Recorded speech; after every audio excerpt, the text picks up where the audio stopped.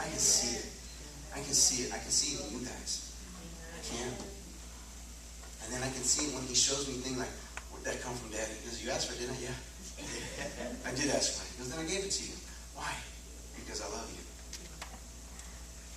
It's that simple? Yeah. Love on me more and I give you more. You got that. I don't have to have money to love God. I just need to love him and trust him. That's all I need to do. Times are hard itself. Why would I want to not love God and do this thing on my own? There's no way I'll wind up back where I used to be.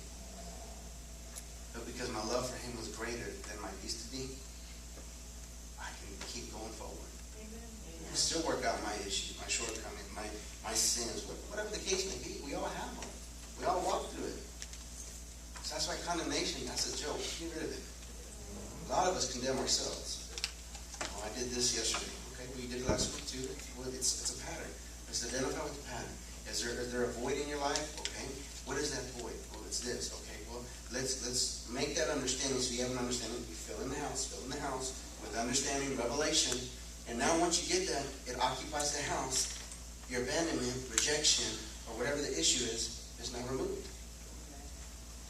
And realizing there's people that love you.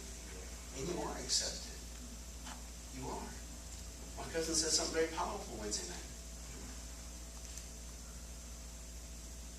When you go through seasons of your life where people reject you, he said it very plain and clear. I'll reject you before you reject me. And we have that tendency because of that fear. I'll reject you before you hurt me. I don't want to be hurt. But when you start feeling, understanding that you're loved, the perfect love casts out all fear. That's why it's so important, guys. All that condemnation that comes because people put on you quick. Sometimes you feel like, man, I'm just getting slapped up. No, Daddy's saying, that's them. And you're listening. Look, I'm right here. Why do you think he puts in scripture, look unto the hills where my help comes from? Hills. Because you're not looking down, you're looking up. Look up. Your valley situations in your life have a tendency to make you look down. Make you doubt. But if you can draw back on your past experience, when he had you on that mountaintop and everything was like, whoo, God, I used to look at the sick and they were being healed. God, I used to lay hands and then I would see them get baptized in the Holy Ghost. It ain't happening right now. But I know it's going to happen again. That's right. You know what I mean? You draw back on those situations in your life. Yes, God. And you keep moving forward. And when you do that, doors begin to open for you. But know you're a warrior. Fight. Don't give up. Fight. Those scriptures I just gave you are the scriptures for fear and anxiety. Read them. Read them. There's truth in it concerning this spirit. It'll make you fear. It'll make you doubt. What we're going to do as a church is we're going to repent as a church. It's a church. So no one can say, well, I'm not saying that prayer because that's not me. No. He's gotten to you too. Yes. That spirit. Close your eyes. Bow your heads. Repeat after me. Father, in the name of Jesus. I repent now. For allowing the spirit to deceive me. I don't trust in money. I trust in you. I renounce the spirit of mammon. I bind it and cast it out. I uproot it and I plant prosperity, love, affection in you, God. I receive your blessing, God. For I love you. In Jesus' name. Amen. That's how you deal with the spirit. That's how you deal with it.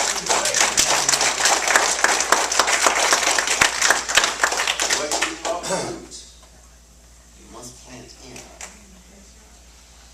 You want to see all these soil out there, y'all pulling up all these trees or bushes and all that, but they're not just planted. Because all you're doing is destroying the heart and not planting in the good. You've got to put the good in it. And it's the Word of God. This spirit that has been identified, you will see increase. You won't see lack. You'll see an overflow, and not just a little, but more than enough. And I'm not just talking about the money. I'm talking about faith. I'm talking about the hope in God and the hope in glory.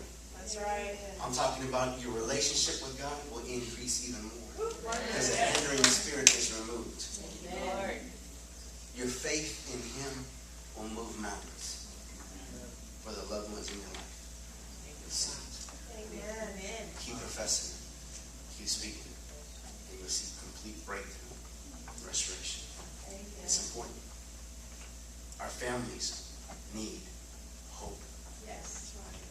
And hope in God. God will begin to shut some doors on some situations in your family's life because of your prayers. Because these doors that they're going through are not good or healthy for them. But because of your prayers, you'll see those doors shut, and you'll see the open doors for them. All right. See it. Thank you, Father. I heard you.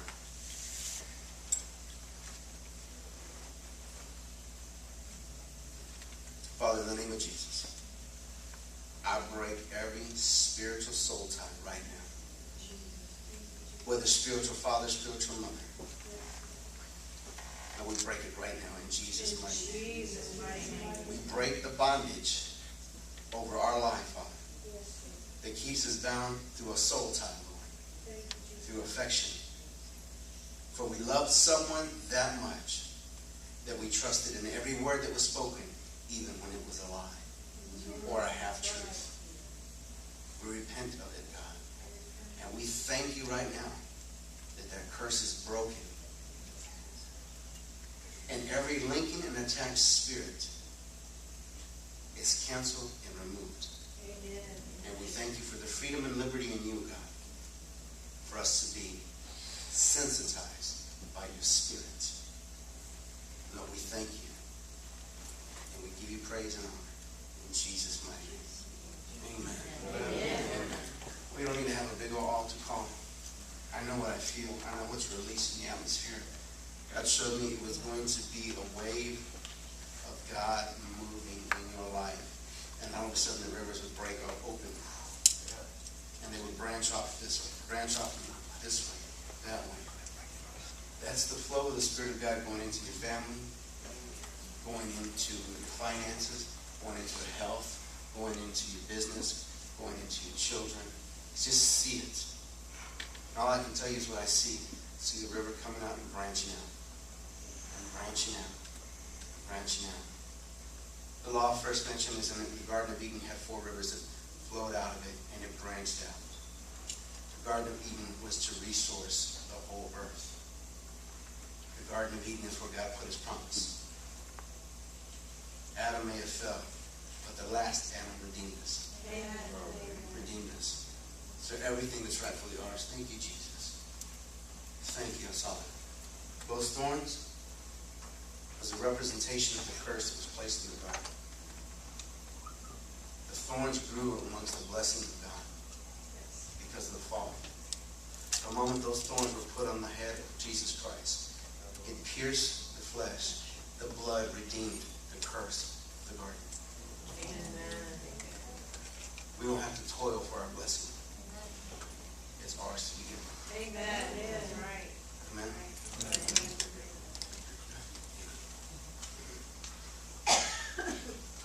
Take a deep breath.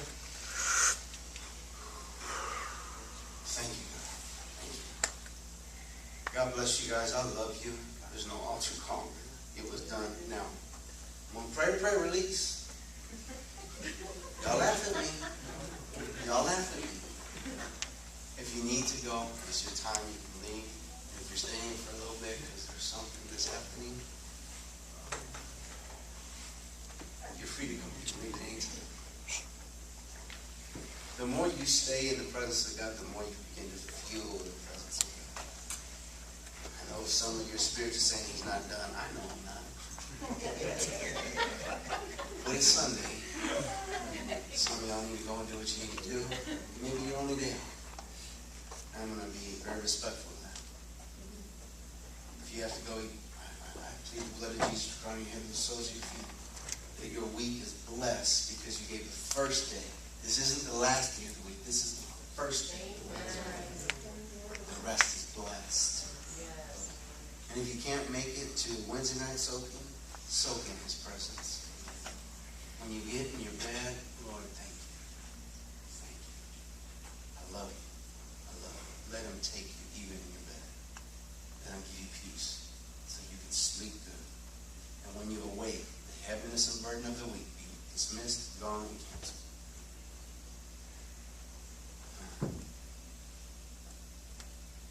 Yeah, that's really preaching. I can hear it.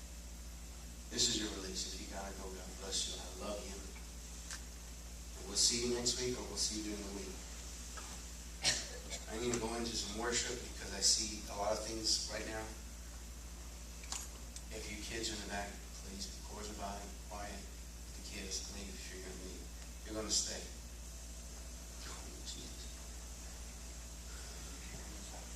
You ain't gotta go home.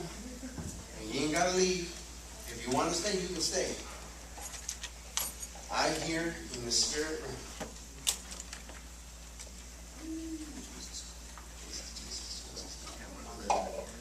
Thank you, Father.